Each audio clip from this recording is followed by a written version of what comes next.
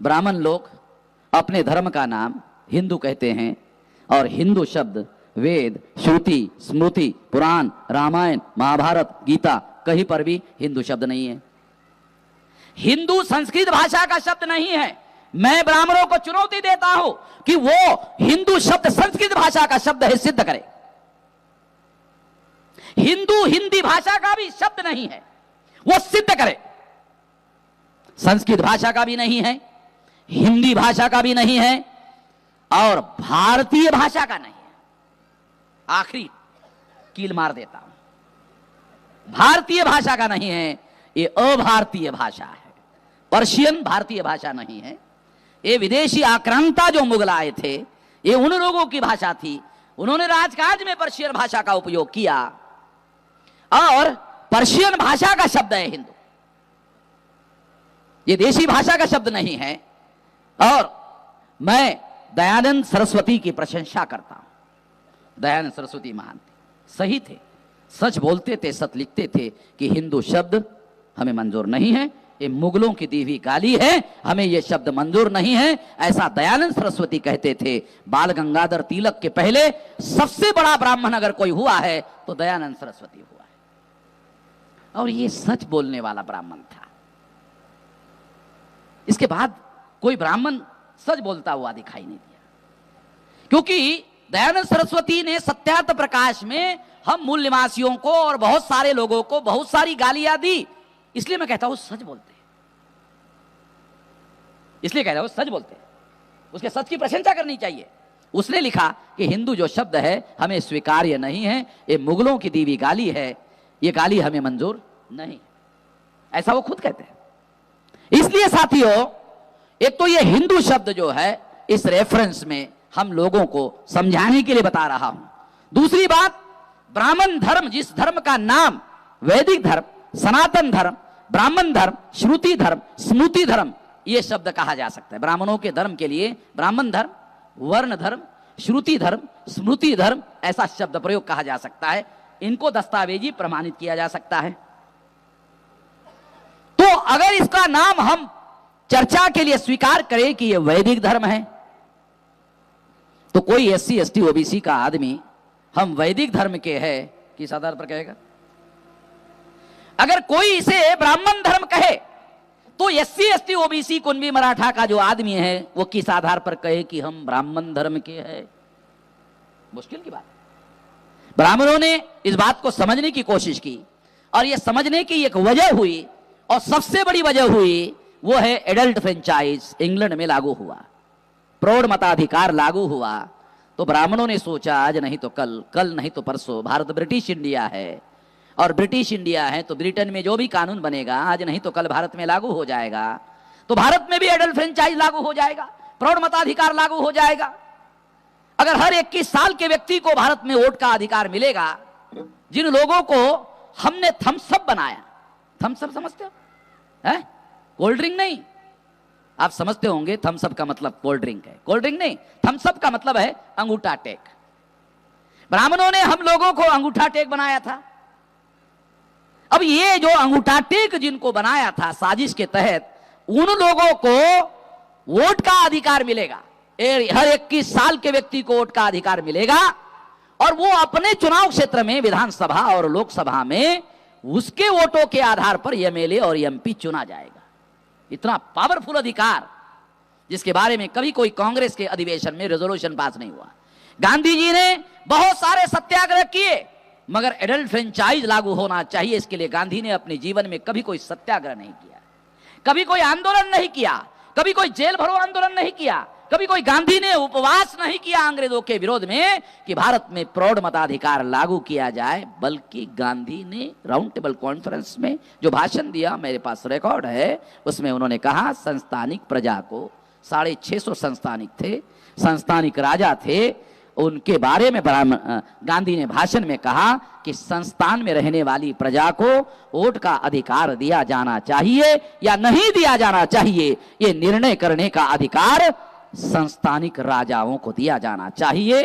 बाबा साहब आंबेडकर खड़े हो गए और कहा संस्थानिक राजा प्रजा के मालिक नहीं है और संस्थानिक प्रजा को भी वोट का अधिकार प्रौढ़ मताधिकार के आधार पर मिलना चाहिए। गांधी का प्रतिवाद राउंड टेबल कॉन्फ्रेंस में ऑन रिकॉर्ड, सारी चीजें रिकॉर्ड में। अंग्रेजों ने वो दस्तावेज वहां सुरक्षित रखा हुआ है, क्योंकि ब्राह्मणों की एक आदत है, जो दस्तावेज उनके विरोध में होता है वो दस्तावेज वो गायब करते हैं। ऐसा ब्राह्मणों का इतिहास है। मेरे पास में इसके भी बहुत सारे सबूत है, मगर ये कोई सब्जेक्ट नहीं है जिस पर इस विषय पर बात किया जाए। तो मैं अंग्रेजों का भी धन्यवाद देता हूं कि उन्होंने ब्राह्मणों के बदमाशी के दस्तावेज वहां सुरक्षित रखे और उसके लिए एयर कंडीशन बना के रखा, उसके लिए धन्यवाद। ये कागज खराब नहीं होने चाहिए, उसके लिए एयर कंडीशन रखा। मैं जाके देख के आया। अगर किसी के पास पैसे की हिम्मत है तो वो भी जाके देख ले, जो मैं कह रहा हूं वेरीफाई कर ले। यहां हम लोगों को रहने के लिए घर नहीं है, वहां भारत के पत्थर रहते हैं और पत्थरों के लिए एयर कंडीशन है। जिन पत्थरों पर लिखा हुआ है, शिलालेख जो है उस पर लिखा हुआ है, वो पत्थर वहां पर है और उसके लिए एयर कंडीशन लगा हुआ है। साथियों, जो बात मैं आप लोगों को समझा रहा हूं वो बात महत्वपूर्ण यह है कि यदि इसको ब्राह्मण धर्म माना जाए, ये हिंदू धर्म नहीं है, मगर ब्राह्मण धर्म मानने से अल्पसंख्य ब्राह्मण अल्पसंख्य बने रहते हैं। इसलिए ब्राह्मणों ने सोचा कि ब्राह्मण धर्म का नाम ब्राह्मण धर्म रखने से हम लोग खुल्लम खुल्ला नंगा हो जाएंगे और बहुसंख्य जो प्रजा SC ST OBC है इनकी संख्या 74.5% है, और अगर इनकी संख्या 74.5% है तो इनके वोट जिनको पड़ेंगे वही MLA बनेगा, वही MP बनेगा, और MPओ का बहुमत जिसको होगा वही PM बनेगा। इसका मतलब इनकी संख्या ज्यादा, इनके वोट ज्यादा, तो इनका MP ज्यादा, तो इनका PM भी होगा। ब्राह्मणों ने कल्पना में सोचा, बराबर सोचा, गलत नहीं सोचा, कल्पना में सोचा, बराबर है, ऐसा होगा। इसलिए ब्राह्मणों ने अपने धर्म का नाम ब्राह्मण धर्म के बजाय हिंदू धर्म, ताकि इसको पर्दे के पीछे छुपा के रखा जाए। फिर ब्राह्मण कहते हैं कि हमारे धर्म के बहुत सारे पंथ है, हमारा एक हिंदू धर्म है। ब्राह्मण कहते हैं हमारा एक हिंदू धर्म है और उस धर्म के बहुत सारे पंथ है, वारकरी हमारा ही पंथ है। जबकि तुकाराम उसको ठोका मार रहा है।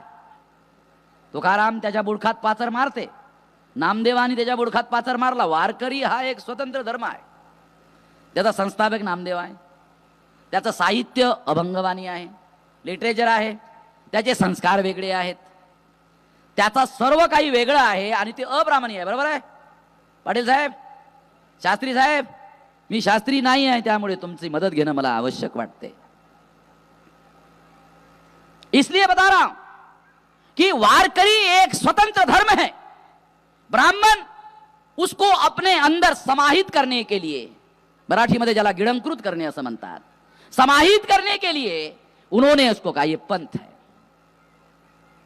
लिंगायत नहीं, ये भी पंथ है। ऐसे हजारों पंथ भारत में हैं, तो वो कहते सारे हिंदू हैं और ये हिंदू धर्म के पंथ है, ये हिंदू धर्म के पंथ है। इसका मतलब है ये हिंदू धर्म के ही पंथ है तो सभी हिंदू है। जो वर्ण व्यवस्था को मानते हैं वो भी हिंदू है, जो वर्ण व्यवस्था को नहीं मानते हैं वो भी हिंदू है, जो जाति व्यवस्था को मानते हैं वो भी हिंदू है, जो जाति व्यवस्था को मानते नहीं है वो भी हिंदू है, जो अस्पृश्यता को मानते हैं वो भी हिंदू है, जो अस्पृश्यता नहीं मानते वो भी हिंदू है। चलिए, बड़ी अजीब किस्म की बात। ये होने वाला नहीं था एडल्ट फ्रेंचाइज की वजह से। वो प्रौढ़ मताधिकार, आप लोगों की संख्या ज्यादा, आप लोगों के वोट ज्यादा, और ब्राह्मण धर्म के नाम पर ब्राह्मण अगर आपके पास वोट मांगने के लिए आएगा तो वो क्या कहेगा की आम्ही ब्राह्मण श्रेष्ठ लोक आहोत, जन्मानं श्रेष्ठ आहोत, आम्ही तुम्ही आम्हाला मतदान करा, असं जर ते प्रचार करतील तर तुम्ही त्यांच्या ढुंगणात लाथा नाही मारणार? चायला तुम्ही श्रेष्ठ आहात तर तुमच्या घरी जा, तुम्हाला आम्ही मतदान करणार नाही। कालपर्यंत तुम्ही स्वतः सेल्फ डिक्लेअर्ड उच्चवर्णीय होता, आता आमचं मतदान तुम्हाला मिळेल तर उच्चवर्णीय राहाल ना तुम्ही, आणि आमचं मतदान जर तुमच्या ढुंगणात पडलं तर तुम्ही कसे काय उच्च राहणार? लोकांना ही गोष्ट, लोगों को ये बात समझ में आएगी। बाबा साहब आम्बेडकर को अंग्रेजों ने पूछा, तुम्हारे लोग पढ़े लिखे नहीं हैं, अनपढ़ है, तो इन लोगों को प्रौढ़ मताधिकार की मांग क्यों कर रहे हैं? तो बाबा साहब आम्बेडकर ने अंग्रेजों को जवाब दिया, ये बात सही है, पढ़े लिखे नहीं है, अनपढ़ है, मगर exercising of vote bar bar vote देने से उनकी दिमाग घिस जाएगा, उनको भी अकल आएगी किसको वोट देना चाहिए, किसको नहीं देना चाहिए। Exercising of vote, on record बातें बता रहा हूं। इसलिए ब्राह्मणों ने यह सोचा कि बहुसंख्य लोग जो है ये हमारे विरोध में हैं, इसलिए उन्होंने अपने धर्म का नाम ब्राह्मण धर्म की जगह हिंदू धर्म रखा, और जो उसके विरोधी लोग थे उनको उन्होंने पंथ घोषित किया और अपने अंदर समाहित किया। अब बात स्पष्ट हो गई। अब आपको बताना चाहता हूं, तो आपको अभी पंथ निरपेक्षता का मामला समझ में आएगा। इसका मतलब यह है कि हिंदू धर्म वास्तव में ब्राह्मण धर्म है। इसने चोला बदला वोट लेने के लिए, और सारे पंथ जो इनके विरोध में विद्रोही आंदोलन थे, इसके विरोधी थे, उसको उन्होंने पंथ घोषित किया, और पंथ जो है हिंदू धर्म के घोषित कर दिया और अपने अंदर समाहित कर लिया। ये भी हिंदू है, ब्राह्मण भी हिंदू, इसके विरोध करने वाले भी हिंदू, सारे के सारे हिंदू है, और इस तरह से हिंदू बहुसंख्य है। हो गया, हिंदू बहुसंख्य है। अभी आरएसएस के लोग यही कहते, विश्व हिंदू परिषद के लोग यही कहते कि हिंदू बहुसंख्य है। इस बात को समझना जरूरी है, बहुत खास बात बता रहा हूं, क्योंकि कांग्रेस में और बीजेपी में, आरएसएस में कोई मौलिक अंतर नहीं है, क्योंकि ब्राह्मण लोग जो है एक जैसा ही विचार करते हैं, एक जैसा ही थिंकिंग करते हैं, इसमें कोई अंतर नहीं होता है।